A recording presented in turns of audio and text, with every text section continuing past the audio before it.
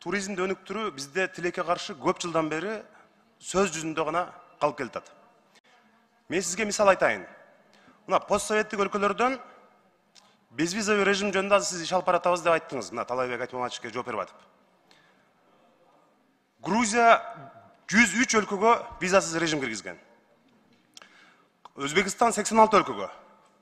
Казакстан болсо 80 өлкөгө. Кыргызстан ушул жаатта Казакстан менен Өзбекстандан Грузияны айтпай эле койгон, калып кеттик аябай эле. Биз 76 өлкөгө визасыз режим киргизгенбиз. Борбор Азияны, Орто Азия чөлкөмүн кыдырам деген алыстан келген туристтер бир келгенде өзүңүз жакшы билесиз, Казакстан, Кыргызстан, Өзбекстандын баарын бир кыдырып кетишет.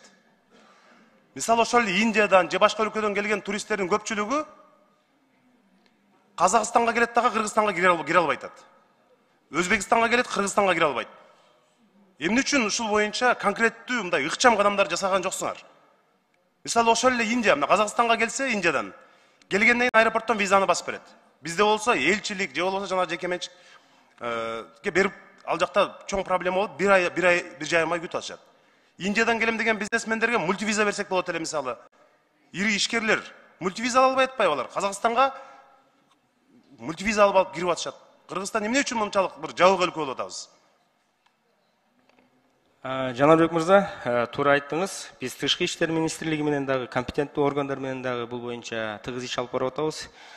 Бул маселеде мен өзүңүзгө дагы жеке түшүндүрүп берейин, кирип, уруксат берсеңиз. Эми рахмат. Мисалы ошол эле Казакстан, Өзбекстан, керек болсо Тажикстандан дагы биз Кытай менен иштешүүдө ушу туризм жаатында артта калдык. Кытайдан делегация бизге тынбай келип атат. Биз тынбай барып атабыз, чиновниктер бардыгы барып атышат. Бирок жылыш жок да. Мына алар 14 күнгө визасыз режим киргизди. Жана групповой өзүңүз айттыңыз. Бизде болсо 1,5 жылдан бери өкмөт карап атат. Ушундай маселелерде ыкчам чечимдерди кабыл алыш керек да. Мына Үрүмчүгө бир жылда 30 миллионго жакын Кытайдын ички туристи келет экен. 30 миллионго жакын Үрүмчүгө. Үрүмчүдөн берге 1,5 саат. Кыргызстанга келип бир жуманын ичинде. Мейли 14 күн дебеңиздер, 10 күн, 7 күн деп коюңуздар, коопсуздукту сакташ керек болсо. Эми күч органдары бар да бизде. Отелдер бар. Казакстан менен Өзбекстан, Тажикстан башка жактарда калып кеткен жок да. Ошон үчүн эмнеге ушул маселелерде өкмөт мындай ыкшылык кылып атат? Бул туризм биз десе эле биз жанагы Ысык көлдү ойлоп атабыз да келгенде. Жок, ал жактан тоо туризми бар.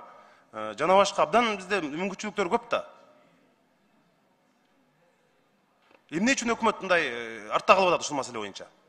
Карасаңар, Казакстандан артта калдык, мисалы, Өзбекстандан 10 баскычка артта калдык. Грузиядан болсо 25 баскычка артта калдык. Эмне себеп? Жанарбек мырза, туура айттыңыз. Туура Кытай мамлекети менен дагы мына бүгүнкү күндө мен 2 жолу ошол 2 провинциясына барып келдим. Бүгүнкү күндө ал жактан бизге чоң ири делегациялар келип атат. Мына өзүңүз билесиз, Сиань Бишкек Сиань багыты боюнча авиа каттамды ачтык. Мен өзүм атайын ошол жерден авиа компания өкүлдөрүн бул жакка чакырып, мына бир жума болду.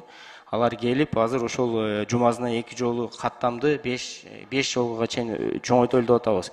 Биз ошол эле учурда азыр Тышкы иштер министрлиги менен биргеликте ошол сиз айтып аткан баягы 14 адам групповой виза дегендер боюнча иш алып барып жакын арада чечилет. Бул маселе чечилүү аягына чыгып калды буюрса.